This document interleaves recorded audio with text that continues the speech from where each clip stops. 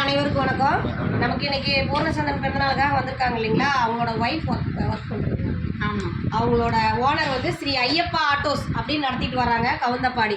அவங்க வந்து தீபா என்கிற தங்கம்மாள். அவங்க வந்து ஒரு சின்ன அமௌண்ட் கொடுத்து நம்ம பாச இல்லத்துக்காக உணவுக்காகவோ ஏதோ ஒன்று வச்சுக்க சொல்லி ஒரு அமௌண்ட் கொடுத்து விட்ருக்காங்க.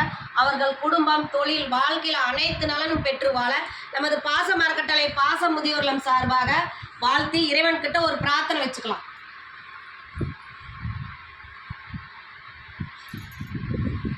ஸ்ரீ ஐயப்பா ஆட்டோஸ் தொழில் நன்றாக வளரும். தீபா என்கிற தங்கம்மாள் அவர்கள் குடும்பம், தொழில், வாழ்க்கையில் அனைத்து நலனும் பெற்று வாழ நமது பாச மரக்கட்டளை சார்பாக வாழ்த்தி வணங்குறோம்.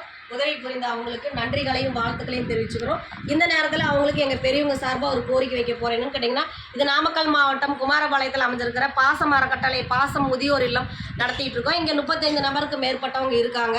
இன்னும் நிறைய பெரியவங்க இந்த இடத்துக்கு வராங்கங்க. எங்களுக்கு இட வசதி பத்தாதனால நாங்கள் கொஞ்சம் இடம் வாங்கி சொந்தமாக கட்டடம் அமைச்சு இன்னும் வர பெரியவங்களை பாசத்தோடு அரவணைக்க தீர்மானம் பண்ணியிருக்கோம். அதுக்கு தங்களால் முடிஞ்ச உதவியை செஞ்சு தருமாறு நாங்கள் இந்த நேரத்தில் கேட்டுக்கிறோம். நீங்கள் ஐயப்பா ஆட்டோஸ் நடத்துறதுனால அங்கே நிறைய வாடிக்கையாளர் வருவாங்க.